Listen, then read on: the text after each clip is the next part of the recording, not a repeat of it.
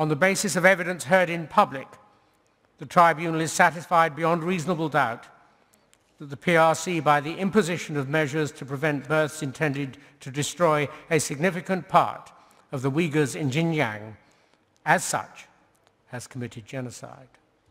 Angliyaning London shahriga joylashgan Uyg'ur sud kollegiyasi Xitoy hukumati Uyg'urlar ustidan irqiy qirg'inchilik qilmoqda deb hukm chiqardi. Mazkur sud kollegiyasi yana bu jinoyatlarga Xitoy Kompartiyasining bosh sekretari Xi Jinping va Uyg'ur Abtonom Rayonlik partikomining sekretari Qin Chuangu qatorliqlarning bevosita javobgar ekanligini bildirdi. Uyghur sud kollegiyasining 9 dekabr ochilgan hukm e'lon qilishiga yana Xitoyning Uyg'ur va boshqa turkiy millatlar ustidan insoniyatga qarshi jinoyat sodir qilayotganligi jakolandi.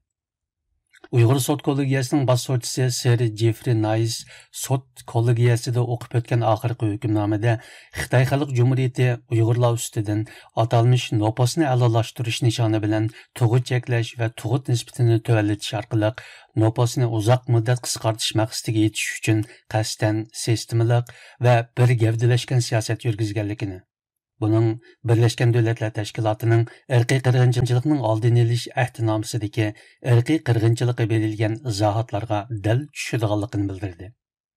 U yana mundaq dedi: Sud mahkamasi Xi Jinping, Qin Chuangu va Xitoy Xalq Jumhuriyati hamda Xitoy Kompartiyasining boshqa yuqori darajalik amaldorlarining Xinjiangdagi qilmishlarining bosh javobgarlari ekanligini dalilladi.